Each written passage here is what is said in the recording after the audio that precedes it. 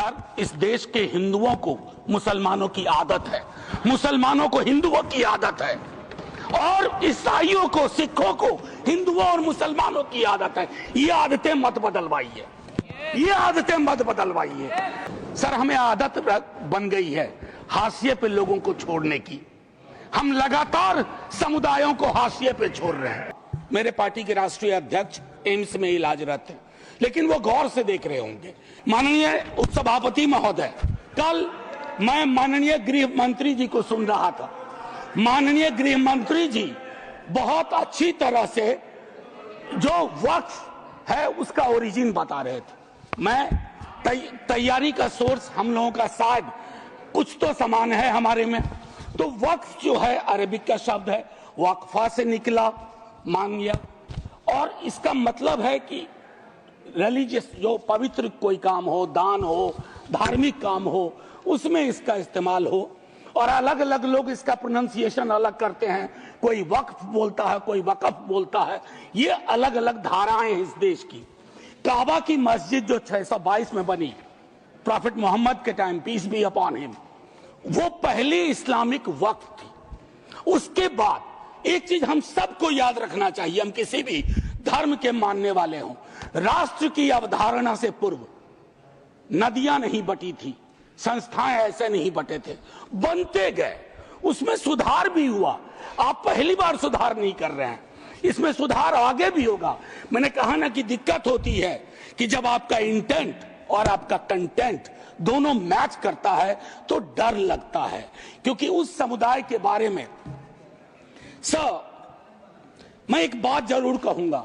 इस बिल को, चूंकि बिल के कुछ बिंदुओं पे आऊं उससे पहले बाबा साहब भीमराव अंबेडकर को इन्वोक किया गया है, और मैं चाहूंगा बाबा साहब भीमराव अंबेडकर, उन्होंने एक लाइन कही थी, उसको बार बार पढ़िए।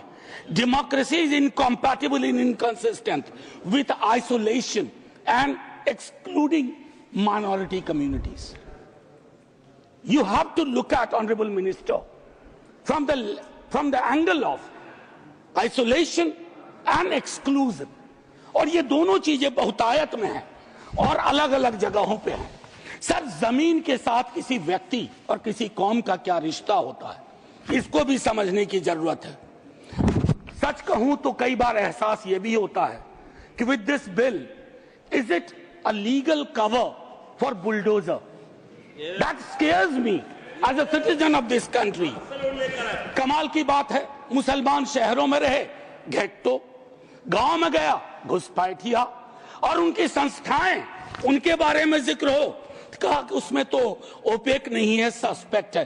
कॉन्स्पिरेसी के टोन में बात होती है, कॉन्स्पिरेसी के टोन में। सर, ये उचित नहीं है। आज ही आप ही के सदस्य कहते हैं, राधा मोहन जी, कि 20 करोड़ मुसलमान। सर, अगर एक घर में एक सदस्य मुसलमान है, क्या आप उसको एलिनेट होने दीजिएगा या उसको जोड़ के रखिएगा? उसकी शिकायतों को और उनसे जो शिकायतें हैं वो कैसे दूर होंगी? बैठ करके दूर होंगी। किसी को डॉग विसिल पॉलिटिक्स का उपकरण बना करके अगर आप अलग करना चाहोगे तो वो उचित नहीं है।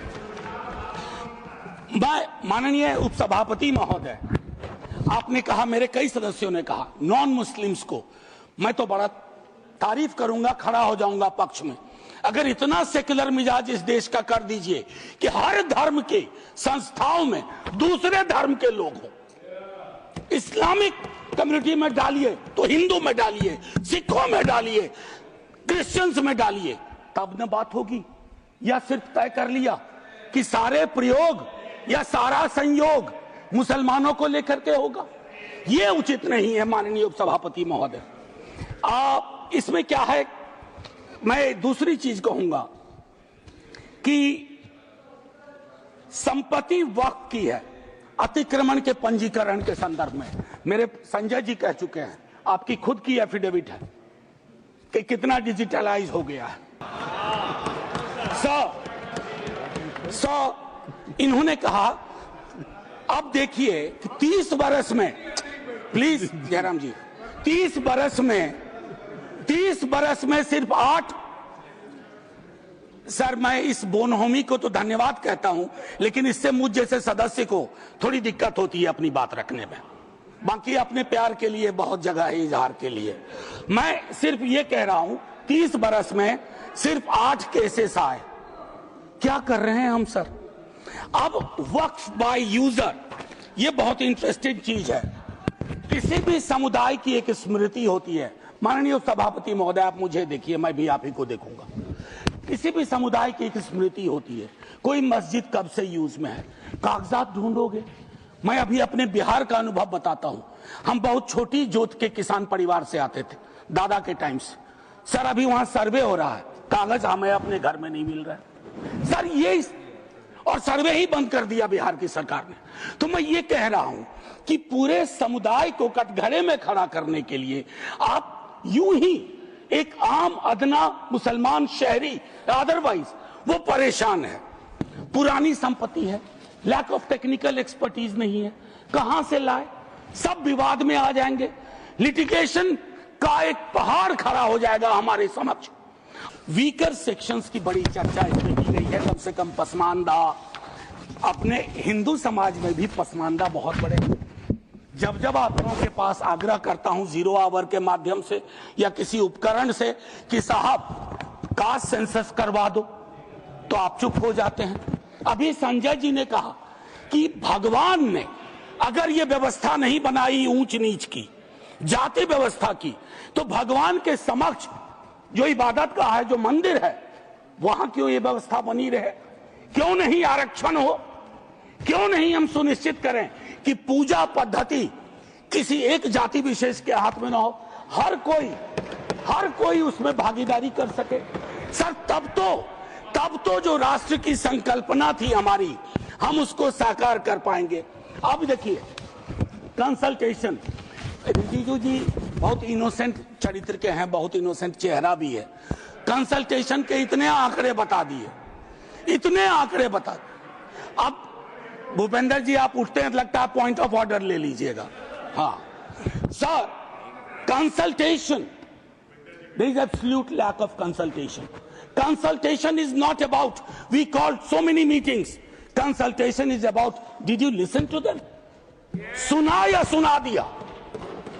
आप सुनते नहीं हो, सुनाते हो।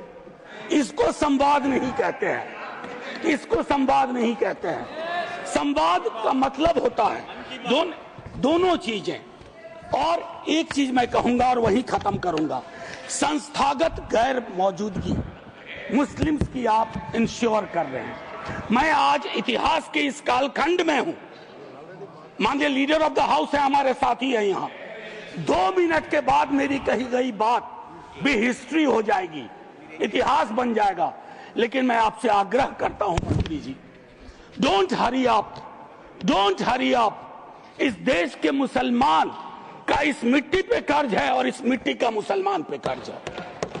इस कर्ज के रिश्ते को व्यापारी की नजर से मत देखिए, तिजारत की नजर से मत देखिए, क्योंकि अगर वो नजर आपकी नजर में बदलाव नहीं आएगा तो माननीय उपसभापति महोदय, सब कुछ हमारा बिखर के रह जाएगा। आखिरी 1 मिनट लूंगा। मैं सोच के आया था कि क्या कहूं, और मैंने ईदगाह का जिक्र इसलिए किया। एक नूर मियां की सुरमा का भी कर सकता था, विद्रोही जी ने लिखा, उससे पहले केदारनाथ सिंह ने लिखा। लेकिन मैं अदम कोंडवी, गोंडा जिला उत्तर प्रदेश का आभार करते हुए मैं 2 लाइन पढ़ करके अपनी बात खत्म करूंगा। हिंदू या मुसलमान के लिए के एहसासात को मत छेड़िए, अपनी कुर्सी के लिए इस जज्बात को मत छेड़िए। हम में कोई हुण, कोई शक, कोई मंगोल, पता करना बड़ा मुश्किल है कौन कहां से। हम में से कोई हुण, कोई शक, कोई मंगोल दफन है जो बात, अब उस बात को मत छेड़िए। गलतियां बाबर की थी, जुम्मन का घर फिर क्यों जले। ऐसे नाजुक वक्त में हालात को मत छेड़िए। है कहां हिटलर, हलाकू जार या चंगेज खां, मिट गए सब, कौम की औकात को मत छेड़िए। छेड़िए एक जंग, छेड़िए एक जंग मिलजुल कर गरीबी के खिलाफ। दोस्त मेरे मजहबी नगमात को मत छेड़िए। हाथ जोड़ के कहता हूं सर, इसको फिर से कंसल्टेशन के लिए भेजिए और एग्जीक्यूटिव के डिसीजन को कमतर करिए, एग्जीक्यूटिव के डिसीजन को, इन्फ्लुएंस को कमतर करिए। और पूरी दुनिया नॉमिनेटेड से इलेक्टेड पे जा रही है, आप इलेक्टेड से नॉमिनेटेड पे जा रहे हो। नॉमिनेटेड लोग बड़े खतरनाक होते हैं, ध्यान रखना सर। जय हिंद सर।